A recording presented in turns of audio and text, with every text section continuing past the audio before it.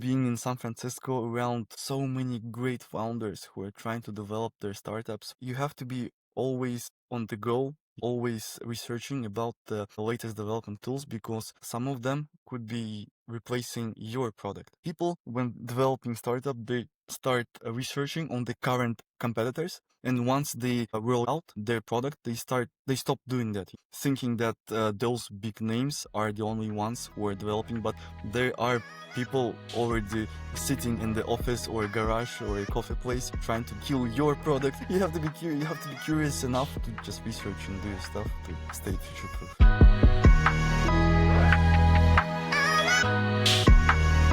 Tamerlan, it's an honor to have you on the show, man. You have a Hi, Gideon. fantastic, really cool background where you started as a commercial manager. Like from what I can tell, based off of LinkedIn, you started your career as a commercial manager, and now you are a co-founder and CEO of Armenta AI. And so I just love for you to just kind of walk me through how you started your career and then how that led to where you are today. Yeah, first of all, thank you so much, Keaton, for inviting me today. It's such an honor, to be honest. And when you texted me, you hit me up, I was like, yeah, man, why not? Let's go, let's do it. That's good. Yeah. Thank you for coming on the As I show, man. I mentioned, really appreciate it. Yeah. yeah, for sure, Keaton. Regarding your question, yes, originally I was studying in Germany in the university. I studied industrial engineering and business management there. I studied for 4 years. Then after I finished my studies, I came over to Kazakhstan and started working as a commercial manager at an engineering group of companies. They're called different names: KPSP, Alpha Tech, Securitech, and many, many more. So basically, the group of companies is based in Central Asia. They are dealing with industrial and civil engineering, as well as IT business. And I've been working there for 3 years. I have been working there for 3 years, and after that, I've gained knowledge in terms of industrial engineering and business workflows in general.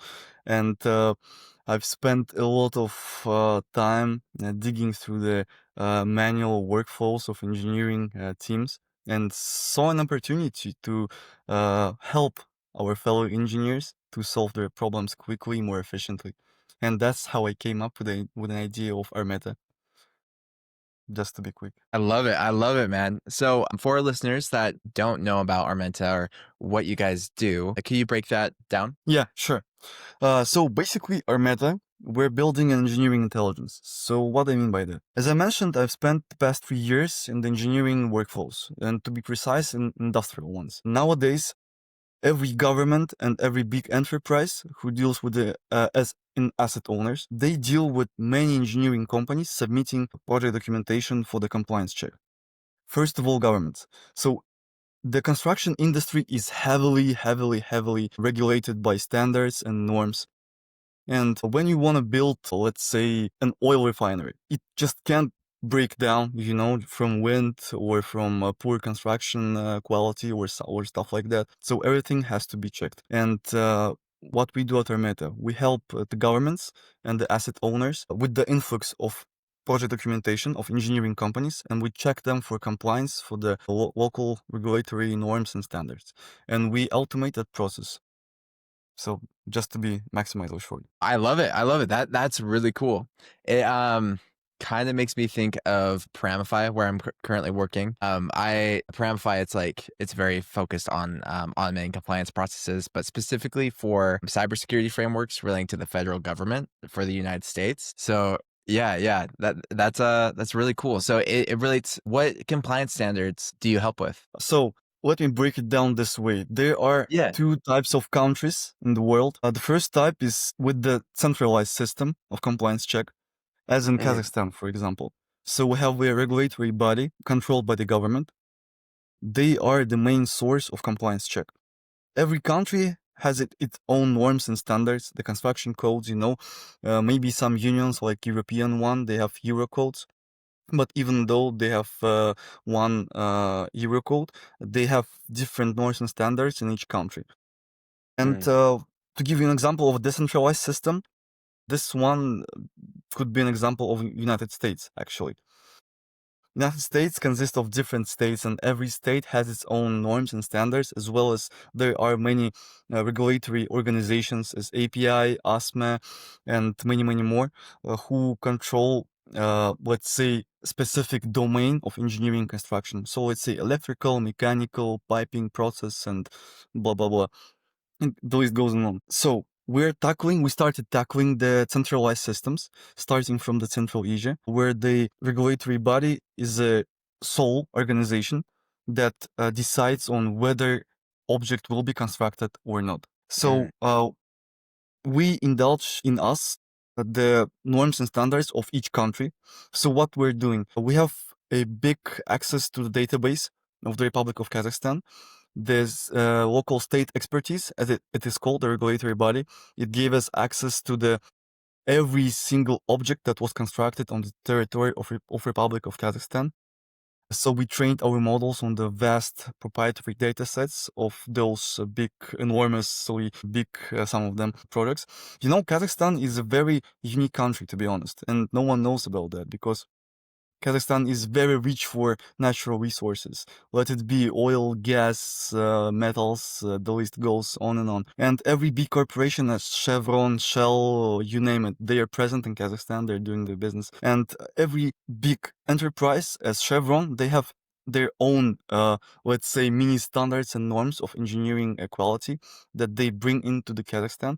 And the Kazakhstan became a hub between, you know, the Soviet Union mindset in terms of standards, the European one, and the third party in terms of big enterprises, mainly US ones. So we indulge the norms and standards of the country, and we work with the proprietary data sets of that state. That's very cool. That's very cool. And right now, you're very focused in Kazakhstan, correct? Are you looking at any other countries currently, or are you staying focused in Kazakhstan? You know, it is pretty funny because I just posted something on LinkedIn saying that, hey guys, I just flew over from San Francisco to Kazakhstan to sign the contract, explained a little bit about what we're doing at Armeta. And some guys from Uzbekistan and Azerbaijan reached out to us from the government, Okay. I meant.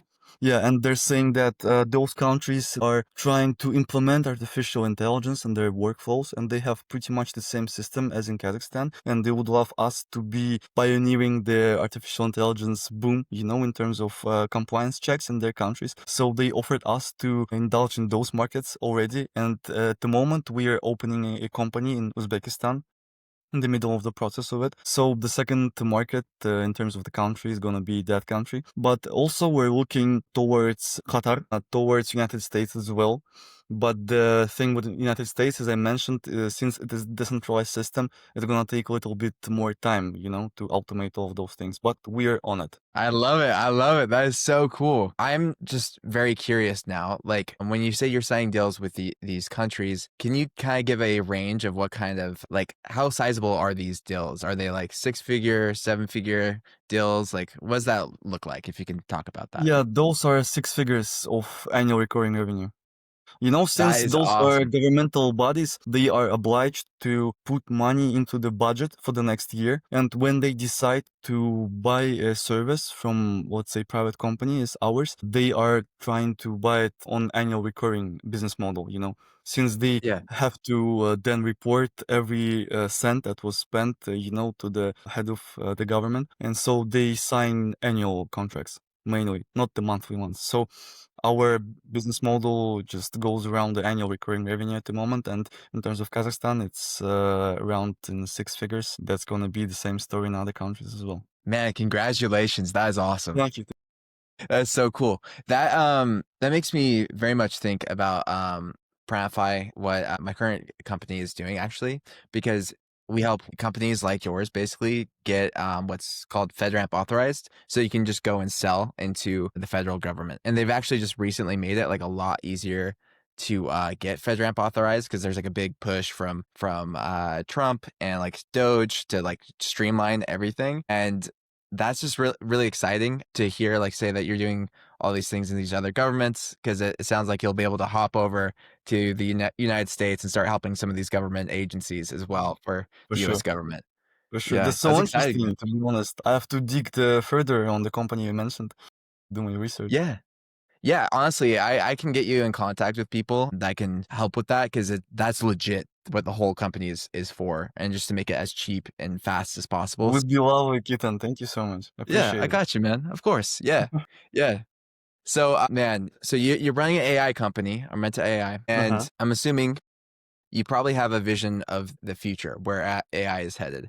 I would just love for you to tell me just kind of where you see AI going in the next, say, 5 years. You know what? Just a little fun fact from my side. Just imagine in Kazakhstan, like recently last month, government opened a Ministry of Artificial Intelligence. Yeah, they opened a Ministry of Artificial Intelligence. They're buying supercomputers now, developing this. You know, our country strategy just flows around artificial intelligence at the moment. And this fact amazes a lot of people, you know, because not that many people that I talk to know stuff about Kazakhstan, especially about the tendency of developing of artificial intelligence in that market. And you know what I'm seeing right now? There are big enterprises in Kazakhstan who implement artificial intelligence on the level of board members. So there is a big investment company in Kazakhstan who recently implemented, it's called Samgu Kazana. They implemented a board member who is an AI who makes decisions, who shares reports of annual, let's say, percentages of success of the company and stuff, and they can even vote, you know? And that's the case that I've also seen in Albania. If I'm not mistaken, there is a AI implemented in the governmental workflows, and I might be subjective because I deal with the governments, you know, and I'm always thinking about the governmental side of stuff. But Yeah. what I'm seeing right now is that AI purely goodly trained on correct data in a correct way can take can make decisions which can help in terms of big economies on the governmental levels. And to be honest, I'm not really sure if we hit the moment when we can truly believe in AI in terms of ruling the country, but you know, Mhm. making some sort of impact in politics, let's say, in spreading technology leadership, you know, in those fields.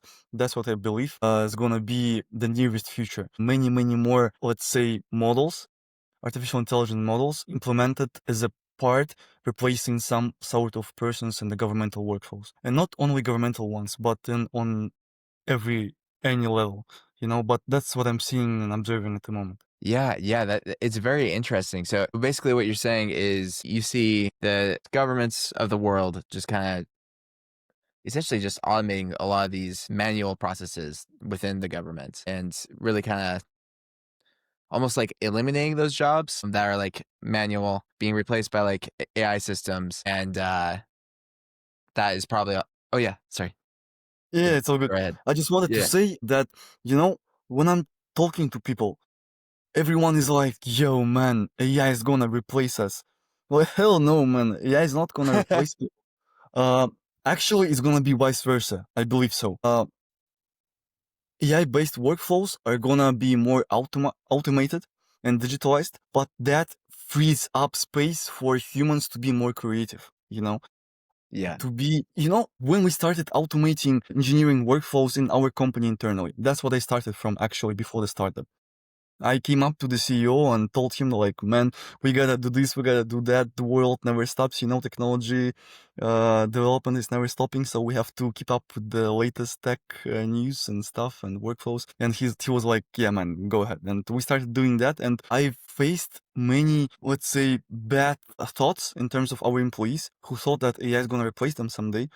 But what I'm thinking about is that no, actually AI is gonna give us more jobs in terms of to those people who will be flexible enough to operate based on the latest technology stack that is given to people. And of course, if you're gonna be, let's say, outdated yourself in terms of your mindset, then you're gonna be replaced. But it is not correlated with AI at all. Even if AI wouldn't happen, you're still gonna be replaced by someone who is more future-proof, you know, in terms of stack of the world of the latest news. You have to be keeping up every single day with the everything that's happening, you know. And even if you're not adaptive enough, you're gonna be replaced in any way. Let it be AI or just another person who is more adaptive than you. 100%. I completely agree. I think really the most important thing here is like if you're able to adapt and you're able to move with these changes, this is going to be like the best thing ever for you. Like the way that technology is headed. It's like if you're not able to adapt, it's like you're right. Whether it's technology or just someone that's better, more efficient, more adaptable, they will replace you. So it's really come all this kind of comes down onto your shoulders if you're able to adapt with the changes in technology and society as a whole. I love it. Yeah, yeah.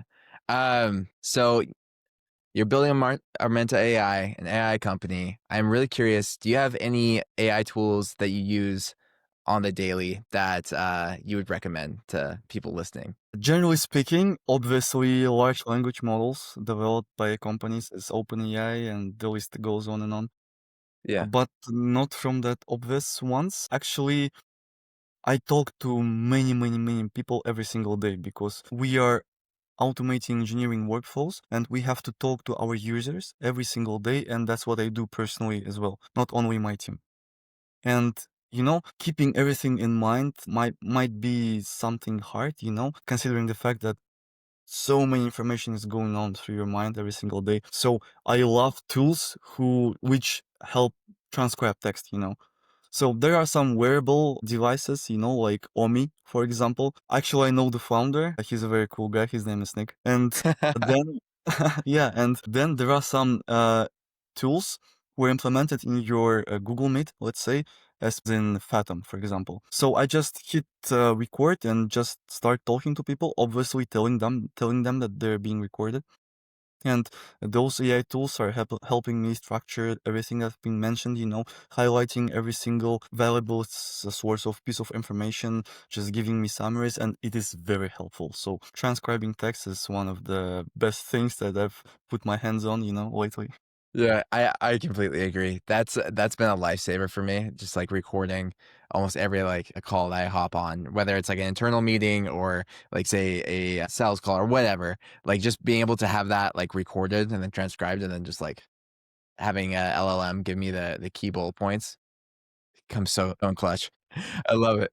Um yeah, you mentioned that, like some of your previous jobs before you founded Armenta AI. When you were back at those previous jobs, were you able to automate like a whole element of that job? The whole element, partly, just Mm. some sort of simple tasks, like emailing, generating reports, just texting people with the reminders. Yeah, those ones for Yeah. sure. But Yeah. when you are an engineer who is implementing some big industrial project, there is no way that you can wholly outsource it to technology Mhm. because, as I mentioned, it is heavily regulated market and you have to sign papers by hand, and do a Mhm. lot of manual stuff or human like of type of stuff. So not Yeah. totally, but in terms of simple processes, yes, for sure. Makes sense. Makes sense. Kind of along with these past two questions, do you have any AI tools that you use that you consider kind of like under the radar that most people don't know about that you would recommend people check out?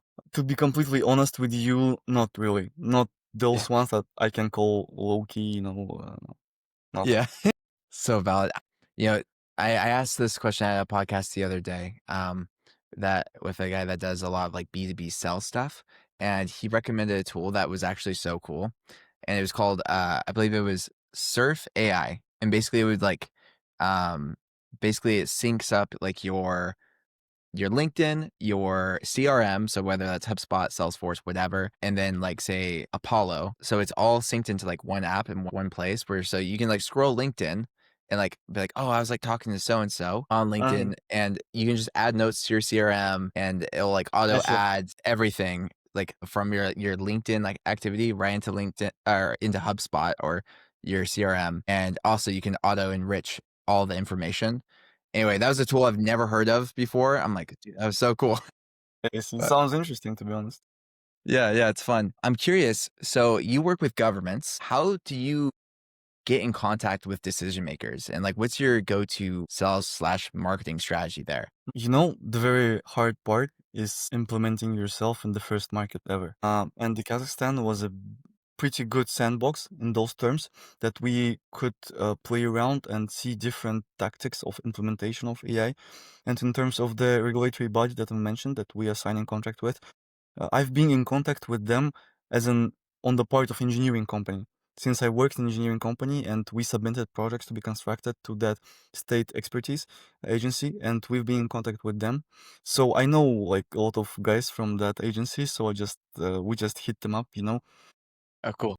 Yeah. So just naturally we knew each other, you know, and our president of Kazakhstan, he, let's say, insisted on implementing AI in governmental workflows. So those companies were already open-minded, you know, for the implementation, and we just checked boxes and saw that we could be a great opportunity to be cooperating with each other, you know. And in terms of the other countries, it is just a word of mouth, you know. If we're gonna do a good job here in Kazakhstan, everyone else is gonna look at us like, hey guys, you could do this here as well. And just a few messages between each other and we're in there. I love it. So right now it's very referral based. Like, you know, somebody, Yeah. they're like, hey, yeah, like I want to work with Tamerlan. I want to work with his company. That's cool. That's cool. That makes me reflect back to Pranify when Pranify was first starting up. That was how we got almost all of our first clients. It was all word of mouth. Like we knew someone at, let's say, Palo Alto Networks that could get us into that large enterprise, and that's awesome. Do you have any plans to implement any marketing for Armenta AI, like any like account-based marketing or additional sales functions outside of just referrals? For sure. Actually, you were the first person who I'm telling this right now. As with our meta, we are currently talking with a couple of accelerator programs and venture funds, and I think there are gonna be some good news very, very soon, like in the coming weeks. And once we finalize those terms, we're gonna be heavily invested in marketing as well. But yeah, you know, the thing with marketing when you're dealing with government, it is pretty funny because, you know, the biggest impact that could be in terms of marketing is actually the word of mouth in our situation. The second point is that just good reputation, just reputation, you know. If we're gonna do a good job, as I mentioned in Kazakhstan, everyone else gonna see that, test it out, and just try it for themselves. I love it. That's really exciting. It sounds like you're having some really cool things moving there.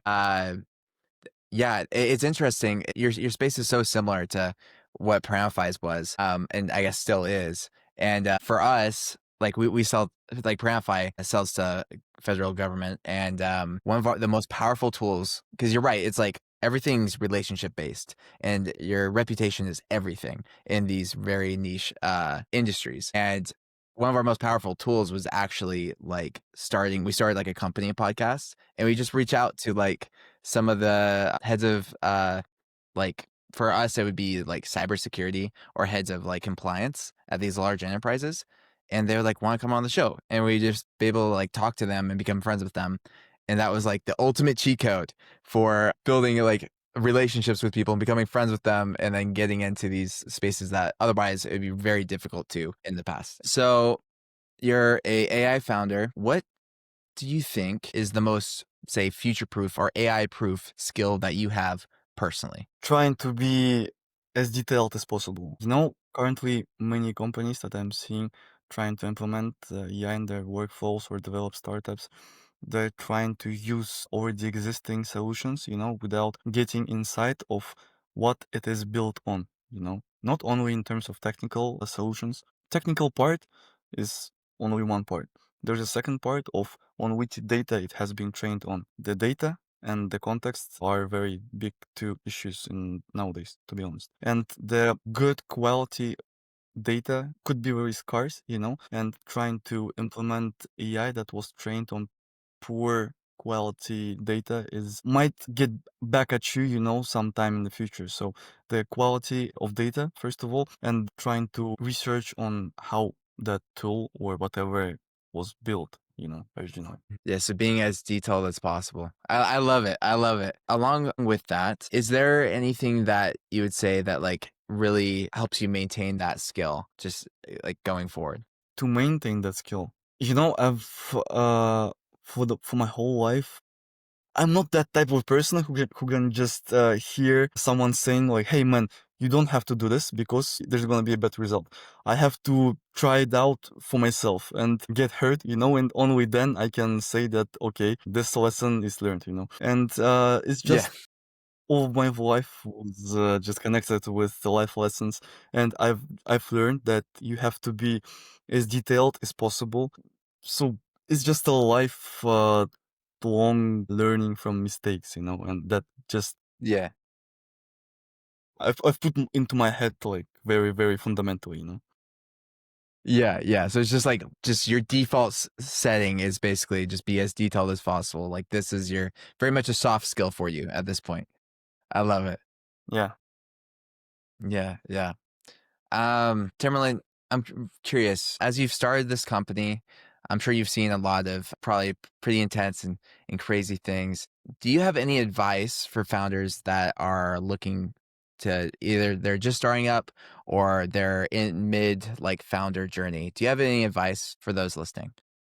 hmm Uh, might be obvious that I wanted to say that, but go deep into the details first of all. Yeah. Second of all, you know, I was amazed by the fact that the founders community, the startup ecosystem itself is very, very friendly. And don't be scared to reach out to people, to ask for help, to just cold message them, cold mail them, you know. There are so many good people in this world who are eager to help you. And that's how I got my first help. Actually, I just texted people, you know, on the left, on the right, and many, many people reached out to me. And today, if someone texts me, I just can't deny them in anything that they ask for. You know, I just hop on calls, I text with people, I just try to help them because someone helped me, you know, some time ago. I'm just trying to give it back to the world. So be more open minded in terms of communicating with people, attend different workshops, different events, try to connect with people because you never know who you are gonna meet tomorrow, you know. It might be your investor, your future friend, co-worker, your wife, you know, whoever. So go Yeah. there and be there. Be outside, you know, don't sit at home. Just something like that. Yeah, yeah, I love it. I love it. And that is something I've completely seen as well. It's like most founders or even like early stage companies and like say like people that they hire like founding marketers, founding salespeople. A lot of these people are some of the coolest, nicest people I've ever met. And just so helpful. Yeah. Just in also and just in business in general, what you've just said rings to be so true. Whenever I ask for help, I tend to get help. And whenever someone asks me for help, I'm like more than happy to be like, yeah, dude, let's do it. Like, how can I Exactly. help you? Yeah, yeah, I think that's fantastic advice. All right, Tamerlan, final question for you. We kind of already covered like your most future-proof and AI skill, but I would love to know how are you ensuring that you stay future-proof as AI and technology is advancing? You know, it's funny that you asked that. Like recently, I posted a post on LinkedIn saying that I am tired of keeping up with the latest tools. You know, but in a good way, in a really good way. You know, being in San Francisco around so many great founders who are trying to develop their startups with the tools that develop, you have to be always on the go. You know, always researching about the latest development tools because some of them could be replacing your product, you know. And that's the problem that I've been encountering for many months recently. That people, when developing startup, they start researching on the current competitors, and once they roll it out, I mean their product, they stop doing that. You know, thinking that those big names are the only ones who are developing, but there are people already sitting in the office or a garage or a coffee place, you know, trying to build a product and kill your product, you know. So you have to be you have to be curious enough to just on a daily basis just research and do your stuff to stay future proof. I love it. I love it. Tamerlan, it was an honor having you on the show, man. Thank you, I'm very Keaton. grateful Likewise. you took time out of your very busy schedule to hop on, and I'd love to talk to you again sometime in the future. For sure. Let's do it, Keaton.